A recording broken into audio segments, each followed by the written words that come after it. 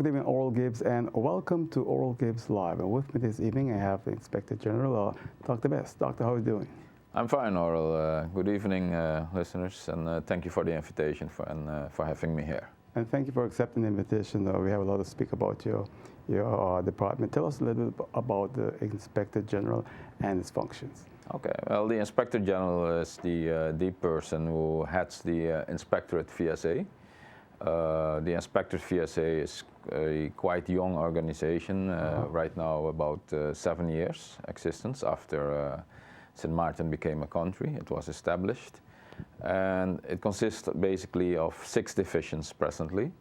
The Inspectorate for Healthcare, one most people know, Food Safety, the Inspectorate for Pharmaceuticals, the Inspectorate for Labor, we have daycare centers, and we also have environmental health. And in the near future, we're going to add a 7th division to the Inspectorate. Which is the registration for medical professionals. Oh, okay, all right. Yeah.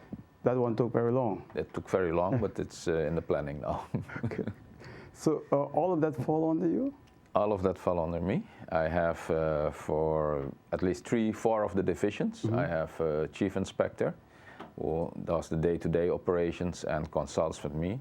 And everything that goes out, of course, has to be authorized by me too.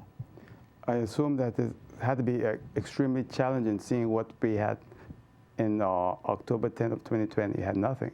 Yes. And you came in at that time, or you came? No, I came in, I started in May, the 1st of May, no, the 1st of April 2011. Oh, okay. So before me there were 3 interim inspector generals, 2 from Holland and 1 from Curaçao, and then I took over in April 2011. So actually I'm now almost, you could say 6 years that I'm heading the inspectorate now. Has it been challenging and surprising? It's been a challenging, challenging ride, but that makes it interesting. And for me, a challenge, you know, is something that you know, you want to go ahead and improve things. So I took up that challenge, and I could say that in the majority of areas within the inspectorate, we have made quite some progress. In healthcare as well, pharmaceuticals, a lot has improved and regulated, because it's all about laws, regulations, and making sure that all the stakeholders in the different sectors adhere to regulations to make things safe for the community of St. Maarten.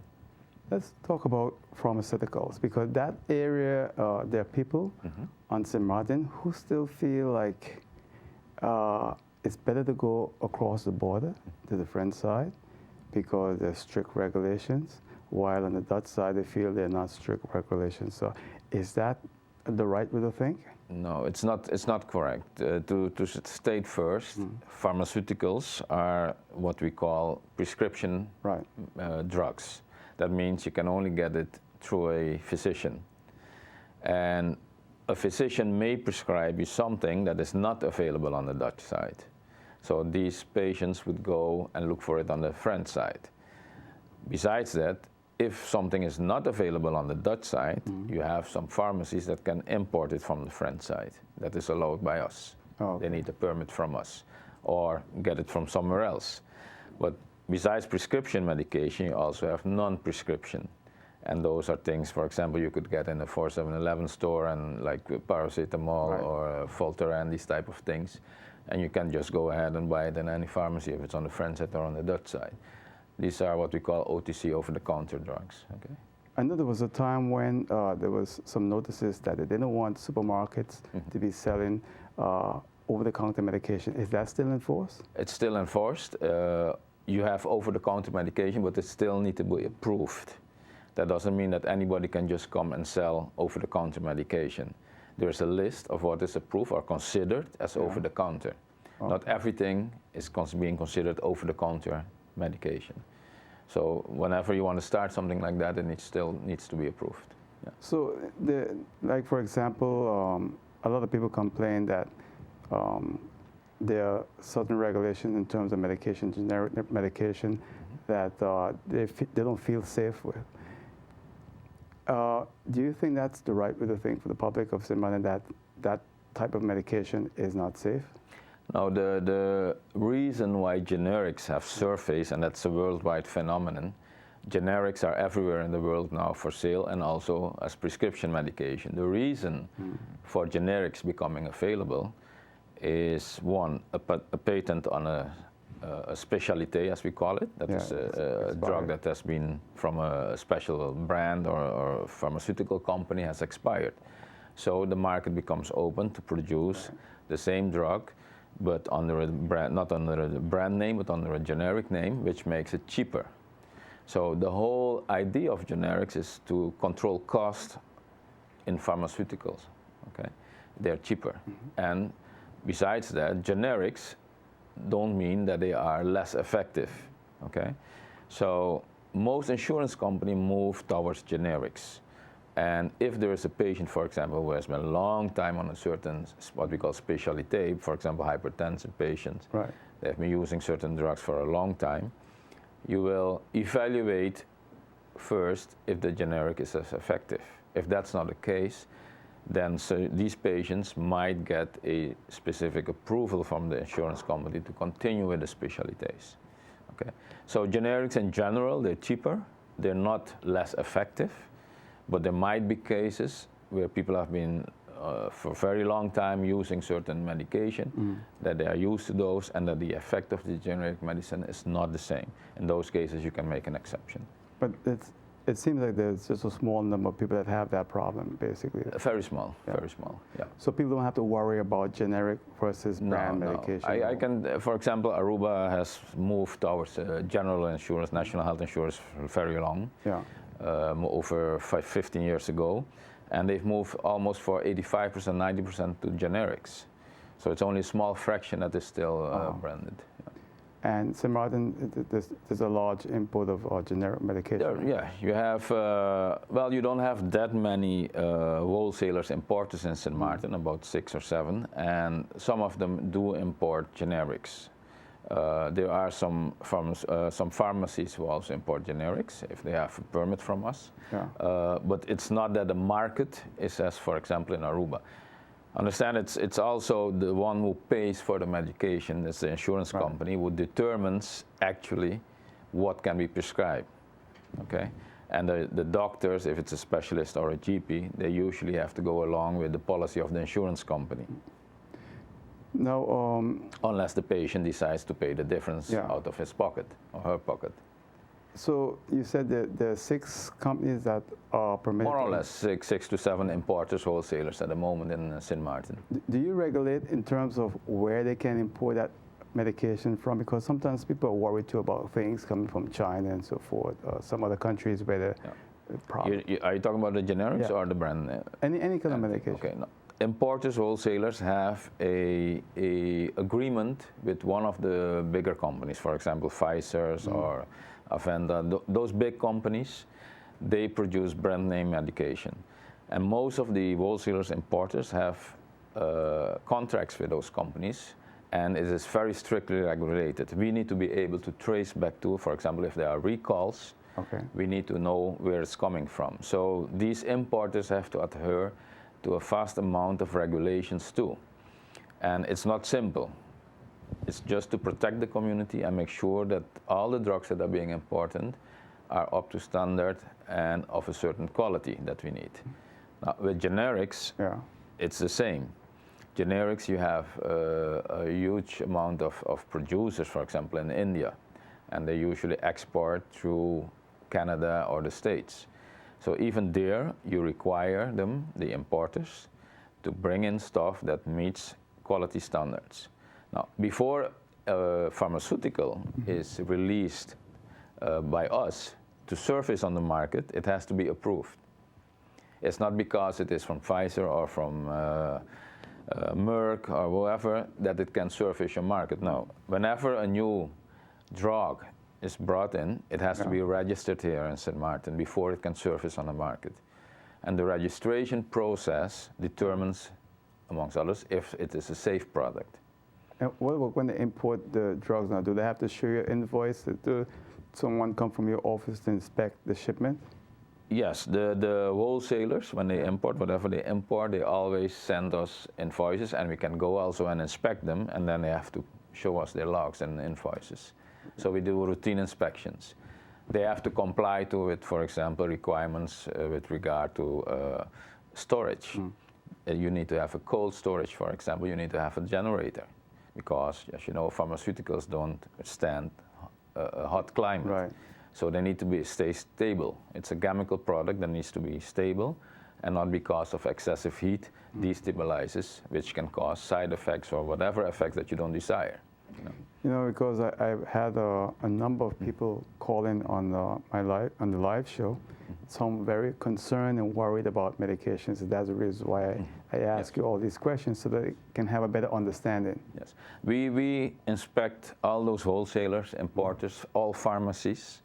And besides those parties, we also go out, for example, to supermarkets, where there's sometimes illegal sale of prescription medication, antibiotics, for example, and also to shops in the downtown area in Phillipsburg. Really? We might find drugs that are being sold. We visited, for example, sex shops where they sell Viagra and all those type of things, and illegal Viagra that is not guaranteed to be of a good quality. You know? So we do visit all those locations and make sure that quality products are sold, and not things that are a danger to the community. What about medical doctors and clinics? So you said earlier that there's going to be a registration coming soon, but... Yeah. Right now, every doctor or medical professional, let's say in this case doctors, psychologists, dentists, and midwives, those are the ones that are considered by the current legislation, have to be registered before able to practice in St. Maarten. Even psychologists? Psychologists, dentists, midwives, doctors, and pharmacists. Those categories need to be registered. So there's a vetting procedure within the ministry and the public health department. They have to go through this vetting procedure before being able to establish on St. Maarten. Now, the establishment procedure has a couple of I would say other legislation in place too. For example, as you know, there is a restriction at the moment that not everybody can just come in and establish. It depends on what is needed. There is a manpower planning in place that dictates which type of specialist you need or how many you need in a different discipline.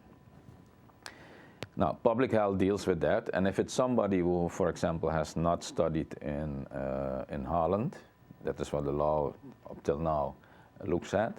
If it's somebody who has not studied in Holland, they will have to go through the education department from the Ministry of Education first to get their diplomas verified. Okay? Now, once that is done, they will enter the process with the Ministry of VSA.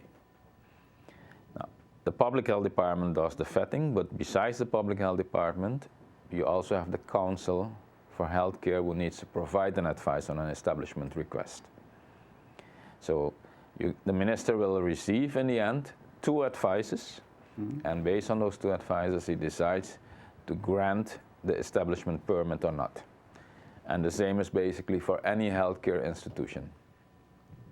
So when it comes now to, say, the St. Maarten Medical Center, does that also fall under your authority? Yes, yes. Yeah. Any healthcare institution, any healthcare professional falls under the inspectorate. But that is based on the law that we are authorized to enforce. There was also, you know, over the years, there's been a lot of discussion about St. Maarten Medical Center and Curaçao, and there are different categories in terms of tariffs. What's happening there? Because you know the tariff is different for St. Maarten and say Curaçao. Well, there is what is still effective is a so-called landsbesluit, where tariffs have been stipulated. Those tariffs were national tariffs, but what was agreed upon, and if I'm not mistaken, is still the one from 1986. What was agreed upon is that St. Maarten Medical Center would be allowed to add a certain percentage on top of the tariffs because of the unique situation in St. Maarten, hard to find specialists, you name it, and the cost of living. So if I'm not mistaken, it was about 6% that St. Maarten Medical Center was allowed to add on top of the tariffs established in that decree. So that is probably still the case, but they are looking now into new tariffs, a new financing structure. It's quite complicated, financing healthcare. You know how things went in the States with President Obama, he changed everything. Well, here we are also looking into moving forward and establishing a new model for financing healthcare. Healthcare is quite expensive in St. Martin. We have a unique situation that about, say, 20% of all the specialties are only provided here. 20%? Yeah. If you have 85% or 80% that is not being provided, that means that you need to refer these people abroad, and that is very costly. Okay, but it's a problem that will not be solved from one moment to the other, and I don't think either that in the near future we will have all the specialties here on the island, because it's hardly possible. Really? As a specialist, you need to produce a certain volume to be what we call competent, so and to remain competent. Yeah. If you cannot get that volume, you have to go abroad again. So that makes it also less attractive for certain specialists to come here, to establish here. Because, you know, for the layperson, they're saying, look, if I drive across the border to the French side, I can get almost any specialist. But I can't get the same specialist on the Dutch side. And the French side, the population is actually smaller than the Dutch side. Yeah. Well, that's the difference between the French system and the Dutch system. Yeah. The French system have a healthcare system that is basically in a socialist state. So the state provides everything. That means France has made sure that its inhabitants of Saint Martin get the service they need, even if it's flying specialists in from Guadeloupe on a consultant basis. So most of the specialists that are not permanent on the French side, they rotate, they come weekly, sometimes 3 times a week from Guadeloupe. I mean, you have 6 flights daily between Guadeloupe and Saint Martin, so it's easy to do that. Okay? And the Louis Constant Fleming Hospital provides them a workspace. Now, what I have been promoting since 4 years ago is to join forces with the French side. What we don't have, which would be complementary from the French side, to see in how far we could use those services to. So you lower the amount of people that have to travel abroad. Now, there are some issues there in that our people don't speak French often, or the doctors from the French side don't speak English. So there you need to find something like a translation service to be able to provide proper health care. But you know, it's, you said for 4 years, that's interesting, because I was speaking with someone and they said to me, I think what the minister said, it's so expensive to do business with the French side. It was cheaper to fly them to Colombia or the Dominican Republic, but then they're away from their family. So I think what you were trying to do in 4 years is a lot better, because even if I don't understand the doctor, I'm still close by my family in St. Martin, as opposed to flying off to Colombia or Dominican Republic, or in this case soon, Cayman Islands. Well, I agree with you on that. For me, the less people refer to Colombia or Santo Domingo or wherever they go, Cayman now, the better. I mean, people want to stay close to home, they want to stay with the families, unless you have patients who want to go shopping or, you know, in Colombia, etc. But basically, the deal with the French, it has always been since we started this, hey, it's expensive. But I don't believe that things are expensive. You need to negotiate. It's all about volume. Right. So as an insurance company, as a health purchase company, you need to negotiate and make sure that the quality is up to par. I mean, if we negotiate now that the deal with Cayman is good, and with the flight and everything, and the service is good, and it's a direct flight, fine. I've been traveling to Panama and with patients who need to go to Colombia. Imagine that you have a 60, 70-year-old patient who has to travel 8 to 9 hours before reaching the destination in Colombia, and sick. That is not what you want. While they might be able to go just 20 minutes further here on the French side. You know, and even then, if they cannot provide the service on the French side, there's also the option of going to Guadeloupe. But once again, the language barrier plays an important role there. You know, another thing is that, you know, I wonder, because you said just a while ago about volume, I wonder if we are fooling ourselves with the rhetoric I'm hearing in terms of a new medical center with specialists and everything else. Are we being realistic in this case? We need a new building, let me put it that way. But a new building doesn't mean that you have a new hospital as well. So talking about a new facility means also that you will have to look at the quality of care that you are going to provide and which specialties you're going to provide. Okay? Now, in 2015, the tripartite was established. It was one of my ideas too in the time of Minister Cornelius de Wever. I told him, listen, you need to have all stakeholders on board. That is the ministry, the biggest insurance company, ZV, and the hospital itself, to establish the direction which St. Maarten should go. And what came out of it is we need a new building. That is one of the things, but that is not what is, for me, that's not important. I mean, you just have to find the finances and you build that thing. What is more important for me as inspectorate is the quality of care that you're going to provide and the type of specialties you're going to provide. My vision, my personal vision, is that we cannot, impossible to provide all the specialties here. As I told you, there's not enough volume. Some people might think, yes, but we can get the volume maybe from remainder islands. But they also have hospitals. So what would make somebody from, for example, St. Kitts send you their patients to St. Maarten? Or from Anguilla or St. Bart's, or you name it.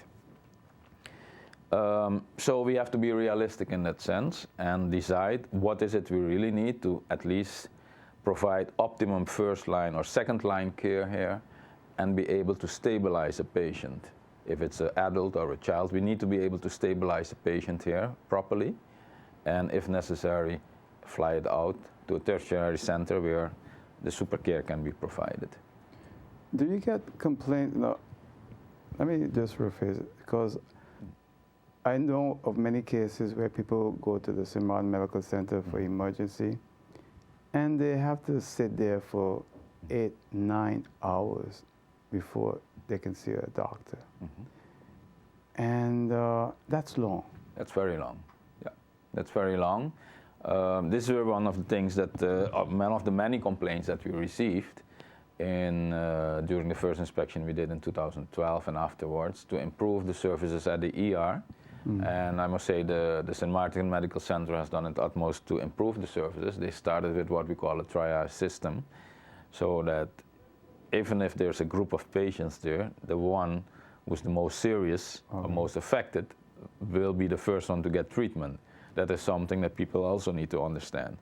If you come in and you've been shot, you have a higher priority than somebody who just got a scratch. Right. Okay, so these things play a role. But 8 hours waiting is way too long. It could be that there's a problem with staffing or the whole triaging system. So that will need to be investigated. But if people have complaints, they can always make that known to the hospital primarily. And if they're not satisfied with the service they get from the hospital or the response, they can always come to the inspectorate. Yeah, this is a very small island, and people are very reluctant to complain.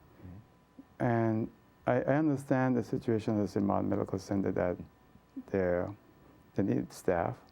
I can remember 8 years ago, a little less than 8 years ago, I was in a car accident. And just to take an x-ray, I had to wait over 4 hours. And after the x-ray was taken, it was misdiagnosed. Yeah. So I still had to get in my car and go to Marigot. And so there's a lot of confidence issues with the public of St. Maarten when it comes to the St. Maarten Medical Center. And I know there are hardworking people there, they're dedicated, and they feel bad when they hear the public speak about the situation at the St. Maarten Medical Center. But it falls under your control if someone has a complaint, right? Yes. So they can come to... They can come to the inspectorate, but every healthcare institution, also the St. Maarten Medical Center, has a complaint committee where patients who are not satisfied or have a serious complaint can go to file a complaint. And the institution is obliged to deal with the complaint, okay, and provide a response to the patient who filed the complaint. If the patient is not satisfied with the response or they don't get a response, they can always come to the inspectorate. If it is something serious that has occurred, then they can always come immediately to us too for investigating the case. You know, last year we lost a very good colleague in the broadcast media, and there were reports that things didn't really go the way they should be. And I don't know if there was any complaint filed with you or your office pertaining to the circumstances around his hospitalization and eventual flying out, and then he passed away by the time he was taken abroad. There was a complaint filed, and that's why we investigated the case too. And there was any negligence found in? No, we couldn't say negligence. Basically, the case was treated as it should, and it was also evacuated. I think in this case that there wasn't much that could be done at the stage that the patient was in. So. How you feel about, in general, about St. Martin today in terms of healthcare? Because you still have a lot of people who are being flown out to Colombia, and by the time they get there, it's like the doctors are saying, well, why send them now? They should have been here a long time ago. Yes. The level of care and the quality of care on St. Martin, there's still room for improvement, a lot of room for improvement. And that is where you want to work with your healthcare providers, being an institution or individual professionals, to, try to improve the quality of care on the island, and not think in, hey, I am the one here, I am the king, you can't tell me anything, or why should I work that way, or why do you want this, why do you want protocols? No. You have to think as a patient, and that's what we need to start doing. You have to think as a patient, what is it the patient want from me? Okay? What is the kind of care the patient want? Okay? And how can we prevent, how can we minimize all kind of complications if that is possible? And that's the way, a shift in thinking that should occur. All right. And you should be like a castle, an organization where you say, hey, don't come in my kitchen, we know what to do. No, you should be happy if people come in and look at your kitchen and tell you, hey, you can improve this and this and this, there and there and there. That's the whole idea. Before I go to break, I have to ask you about the emergency vehicles, ambulances. Ambulance department. You know, there was a time, many years ago, you wasn't here at the time, that a beautiful lady died because there was no oxygen in the ambulance. And almost every year, her mother will make mention of that.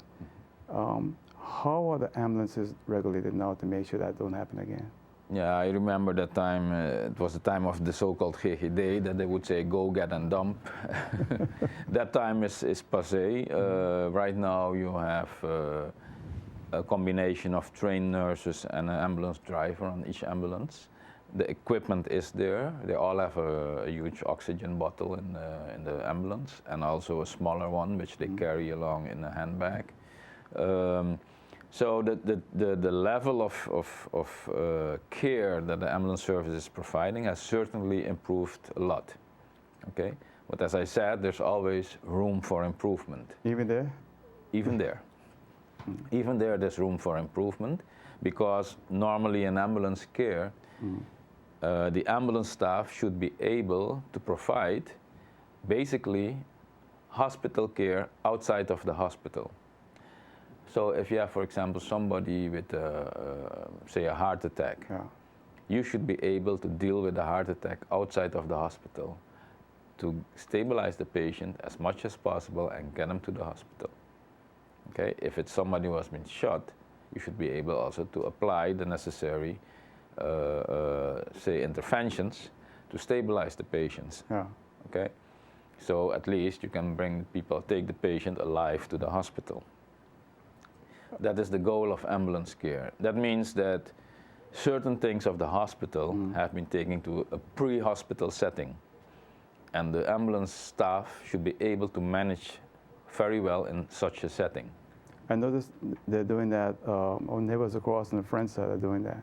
No. The courses are given here locally on the Dutch side. Yeah. But yearly they have to do these courses. For example, you have a trauma life support course, you have an advanced life support course that they do. But all these courses also involve, for example, administration of medication. So you need a doctor then? Yes, the pre-hospital care, as we call it, which the ambulance services provide, is for a large part protocolized because there's no doctor present. So these nurses are allowed to do certain interventions based on training, successful training, and based on approval by a supervisory medical professional, a doctor in this case. So there is a doctor attached to the service too. Okay. So hopefully we will get there. We will get there, for sure. When it comes to your office and daycare, you also supervise that also? Yes, we supervise daycare centers. We have a division dedicated to daycare centers. Quite surprisingly, we have at the moment 39 daycare centers on St. Martin, which is a lot. And even daycare centers have to abide by the law and need to keep up certain quality standards. For example, the hygiene in a daycare, the educational level of the staff working in daycares, the fire safety in daycares, the safety of the playing ground where the children play, all those things, the safety of the building itself. You're doing all that now? We do all that. Wow. And sometimes we go out together with inspectors from FROMI or from the fire department, and we do a joint inspection of daycare centers. But right now, one of the things, for example, that we're looking at closely is to unite the daycare centers in an association. Now, they have done that recently, so at least you can coordinate all the efforts with the association and establish proper guidelines of training, safety regulations, etc. The food they provide in a daycare also is something to look at. People want to make money. This is as a money-making business. That means that sometimes, you know, they would try to save a lot on expenses they have, which would bring the quality down. If you would say, for example, that all the staff working in a daycare needs to have a certain level, and for example, NIPA is providing that course now for daycare staff, it would cost more money. And at a certain moment, you will get a situation that it might become a bit more expensive, which might result in certain daycares having to close because they cannot cope, or parents are not willing to bring their children anymore for such a high rate. But quality is not something that you get for free.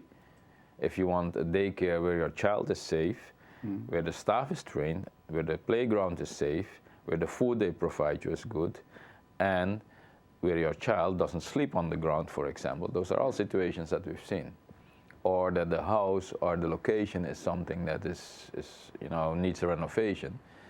Those are things that we try to, you know, regulate more or less. So we've come a long way because, you know, I remember in the past, I can just open up a daycare center and that's it. I can bring in Tom, Dick, and Harry to take care of the kids. Right. Nobody inspected. No, right now, all daycares, you need a permit to start a daycare. And the permit will only be given by the minister if there is an advice from the inspectorate and a committee for daycares. So you will have to comply with the regulations to open up a daycare. And even afterwards, because the permit has a validity of 2 years, and if you don't comply in the meantime or after those 2 years, you might lose the permit again. That's a short period. Yes. It's necessary because we see a lot of things happening in daycare, and a lot of people just say, hey, I'm starting a daycare in my house, you know. So you really want to regulate it good. I mean, if you go to work all day and your child is there, you want to make sure that your child is being taken good care of. So seeing that, like, in the summertime, it's very hot. I mean, it's almost every month is hot now, Do you all look to see if they have air conditioning too? Is that? We look if the location, the rooms are properly ventilated. Not necessarily air conditioning, it could be a ceiling fan, whatever, but there should be proper ventilation. Yes. And when it comes to restaurants, you also control workers in terms of testing and so forth?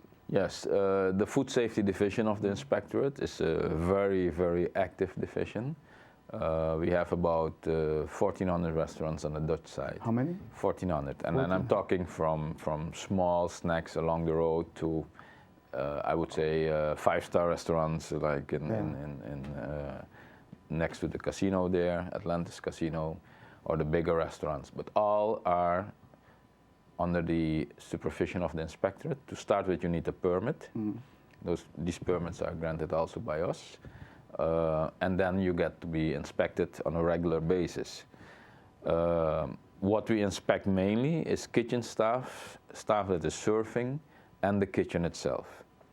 All food handlers, people who touch food, prepare food, you name it, and even bartenders who mix drinks and use their hands, they all need to pass through a food handler's course. Really? Yes. And that's a course that is valid for 2 years. So every 2 years they need to do a refresher. And the same thing is, for example, true now. We're entering Carnival season. Every year we do intense controls during Carnival season.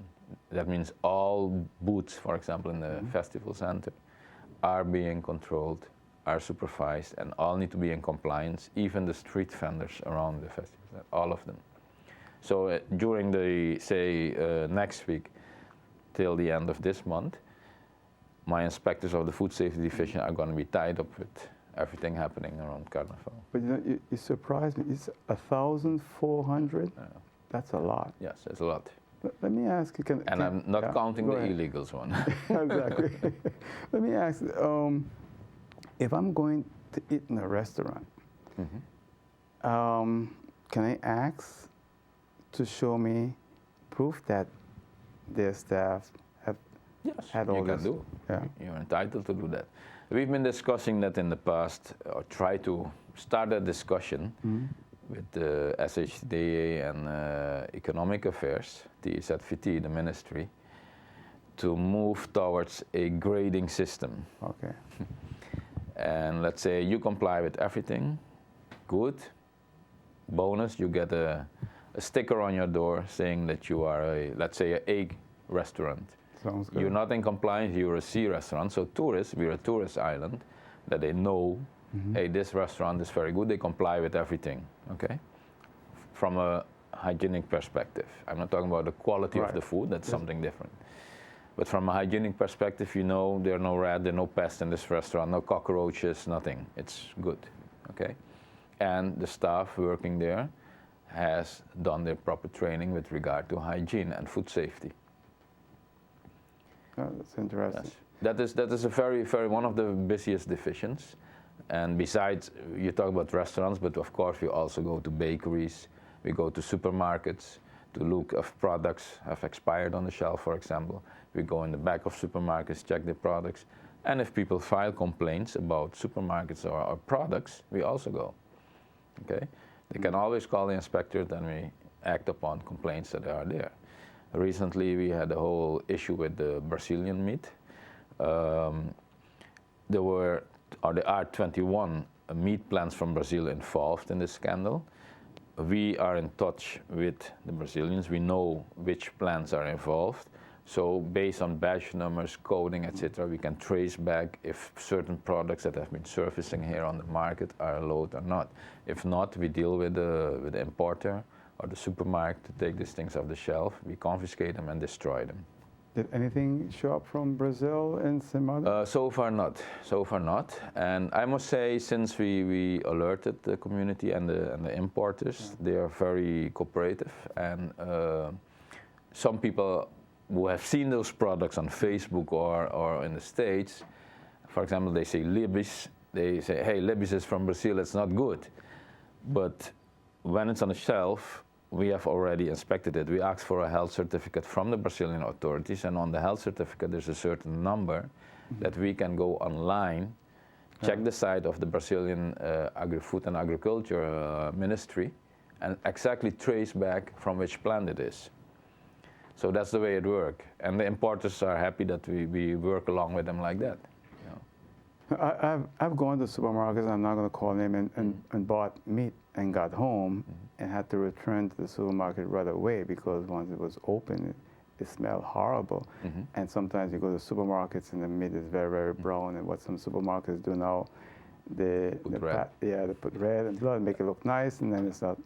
Yeah, that's true. It happens, and once that happens, we would actually like the person that has such a situation to report that to us, because if we don't know it, we won't be able to, address the supermarket or whoever sold that product, and there might be more.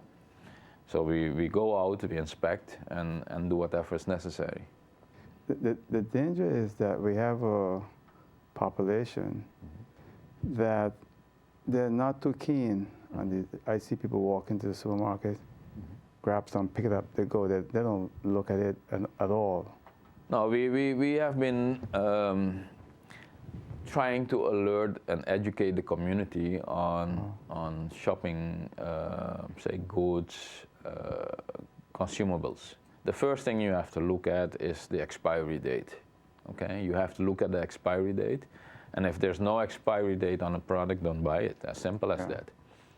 Second, if it's something that's visible, check the colors too. Okay, color, expiry date, very important. And if the expiry date is handwritten or changed, don't buy it either, because that's not allowed. Really? Yeah, it's not allowed. We know of supermarkets or places where they have been changing the expiry date, written it by hand, or covering it. Yeah. So it should be stamped. Yeah, it should be stamped from the factory.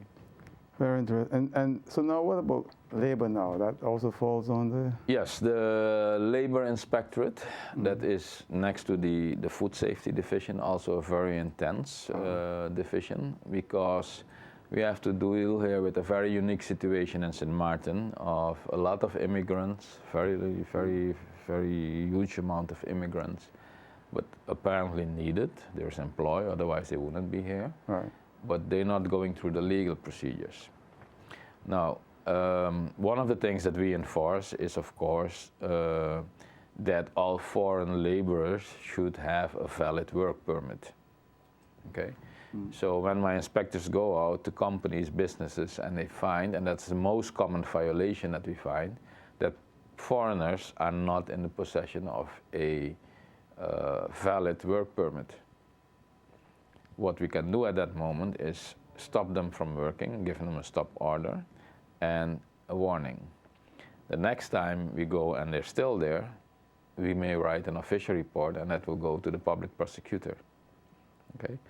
With regard to labor, at this moment, we do not have administrative sanctions we can take, meaning that we could issue a fine as the inspectorate, or put some heavy penalty in case it happens again on the employer.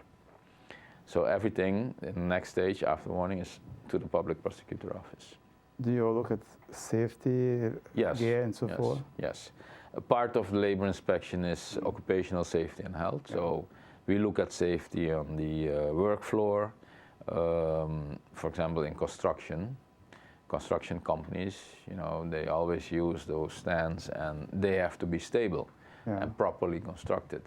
That's one thing. Are they wearing a helmet? Are they wearing, if they work along the roads, are they wearing visible clothing? Do they wear proper personal protection, like the goggles, helmets, safety shoes, gloves, you name it?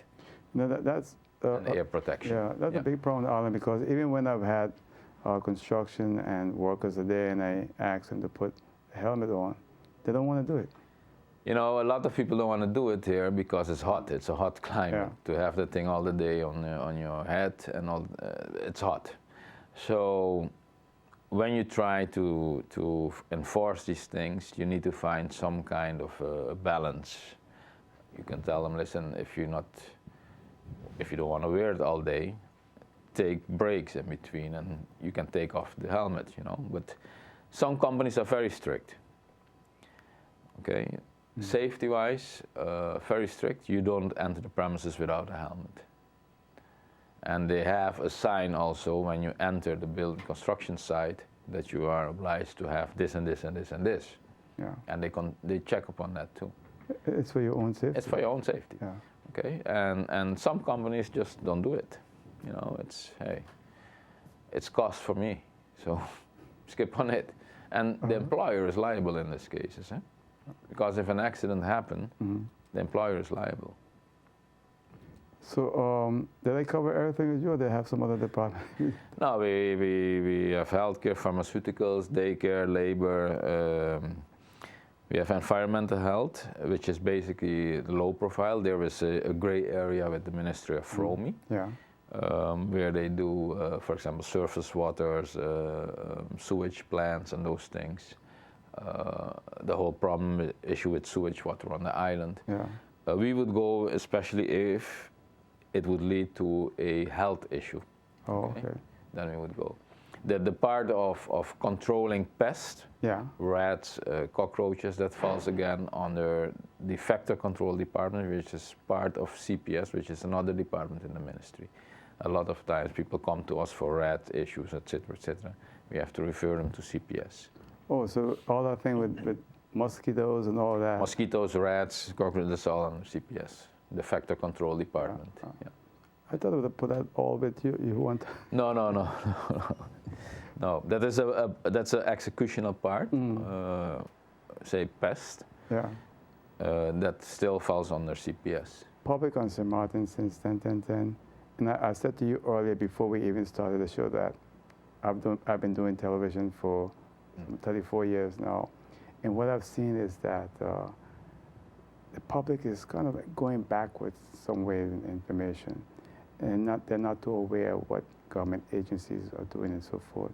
We read most of the times about what you're doing, but in terms of the public and their cooperation, because you can't do everything by yourself and your workers, you need sometimes the public help, right? Correct. How can the public sometimes assist you? What is important? We're trying to get a kind of a hotline, okay, and that would work only for the inspector, but for example also for labor services, which is an important department in the ministry too, where people can have easy access to file a complaint. So you lower the obstacles for people to complain. The other thing is also from our side to proactively provide information to the community. We're trying to get a website, we're also trying to get a Facebook page, but now with government it's a bit difficult. Yesterday we got a message that we don't get internet access anymore, so we have to look now how we're going to deal with this situation. Okay, it's being discussed now since most of the government services have been protesting. Right. It almost makes our work impossible because we are continuously dealing with international sister organizations where we get information, we are exchanging information. We got to look up their websites where they publish things. We got to stay on top of news. We need the internet. We are an organization, we cannot work without internet. So this decision by government is very strange. Okay, it's a very strange decision. Yeah, because I mean they're asking workers to give the list of websites first and then. Yeah, it doesn't work like that. I mean, if I have to make a list, I would pass 100 websites that we use for all our divisions. To just give you a few, when we need to look up credentials of medical professionals, we have to access different sites. Okay, so it doesn't work like that. You cannot just. It's like we are now in the 21st century and we're moving back to the 19th century with this decision. It doesn't work like that. If money needs to be invested to have a proper security of the IT infrastructure of government, then so be it. Then we need to invest in that. If civil servants have to be made aware of the security risk that you have the moment you go online, that has to happen. Okay? But you cannot just say, hey, you don't have access. Okay? But it really limits you and your service to the public. It paralyzes the organization. It paralyzes. And you think you'll get a special number soon so that the public can come in and... Yes, we are discussing that with the minister currently to see if we can get a hotline. It would help a lot for the community to access us more easily. Yeah. Now, a lot of people probably, when they turn on the TV and they see you, they say, well, how come Dr. Best is on Earl Gibbes Live? Because we thought he had a gag order. the gag, the famous gag order. No, the instruction the minister gave 2 weeks ago, to be exactly March 17, it's off the table. We've been discussing this with the minister, and it was a bit too quick. The minister has the right to give an instruction to the inspectorate. The law makes that possible. But if you give an instruction, it has to be, well thought and discussed with us too. So that didn't happen. We discussed it afterwards, and the minister took it off the table. Oh, so when the people hear gag, it means that then you would not be able to speak. No, the instruction basically was stating that the inspectorate was not allowed to provide information to third parties, but it didn't say what type of information, etc. And we are an institution that has to provide information to the community. Yeah. If there is a recall or if there's a problem like the Brazilian meat, we need to be able to provide information to the community. And besides that, the inspectorate is an autonomous body, independent body that has, as one of its tasks, is to inform the community. Right. Okay. You have to be a very, very selective what information you give, and for that reason, we have an internal guideline on publishing information. And you have built. I can tell you this: you have built over the years as you've been here. You've built up a trust in the community, and people feel that trust with you. Right. So when I read about it, I was a little worried because, well, I'm not going to get a chance to do the show with you. No. I think the minister understands that too, and that's why the instruction is off the table. You cannot paralyze an inspectorate like that with one of its core tasks, basically. Yes, we need to verify what information and in what way we distribute it or release it, and we have an internal guideline for that. Well, I'll tell you one thing. You have a lot of trust in the public in St. Martin, more than many other government agencies, and that's not easy to get. No, it's not an easy job either, so I try, and I think the inspectorate as an institution has to be like that. People need to believe in the inspectorate and in the independent function, objectively doing their task. Yeah. We are there to ensure that the community stays safe, that healthcare is of a certain quality standard, and that people, if they go to a doctor or to the hospital, that they know that they're gonna get proper treatment. Right. Yeah. Well, Dr. Best, I want to thank you for coming in and being my guest. Really appreciate it, and continue the good work. Thank you very much, Earl, and hope to be back soon on the show. We'll definitely have you back again, yes. Dr. Best. That's it for now. See you next time right here on Earl Gibbes Live. Till then, good night. Take care. Bye.